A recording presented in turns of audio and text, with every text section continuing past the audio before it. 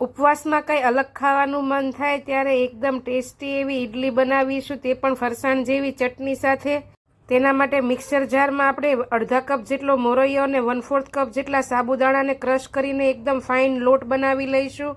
આ પ્રીમિક્સમાંથી તમે બધું જ બનાવી શકો છો। હવે તેમાં થોડું થોડું એમ કરીને અડધા કપ જેટલું દહીં એડ કરી 1/4 કપ પાણી એડ કરીને આવું બેટર બનાવી લઈને 10 મિનિટનો રેસ્ટ આપી દઈશું। ઇડલી બનાવવા થાળીને ગ્રીસ કરીને સ્ટીમર પર મૂકી દઈશું। તૈયાર બેટરને આપણે મિક્સર ગ્રાઇન્ડરમાં એડ કરી તેમાં અડધા કપ જેટલું પાણી ઉમેરી આવી રીતે બેટર બનાવી તેમાં મીઠું અને 1 ચમચી જેટલો ફ્રૂટ સોલ્ટ નાખીને આવી રીતે 2 મિનિટ ફેટી લઈ થાળીમાં પાથરી દઈશું ને ઉપરથી મરી પાવડર ભભરાવીને 10 મિનિટ માટે સ્ટીમ કરી લઈશું। ઠંડા પડે એટલે કાપા મૂકીને ઇડલી શેપ આપી દઈશું। હવે મિક્સર જારમાં આપણે મરચી, આદુ, ધાણા, ઇડલીના ટુકડા, થોડું ઠંડુ પાણી, મીઠું, લીંબુ નાખીને એકદમ ફાઇન પેસ્ટ બનાવીને ચટણી તૈયાર કરી લઈશું ને ગરમા ગરમ ઇડલી સાથે સર્વ કરીશું।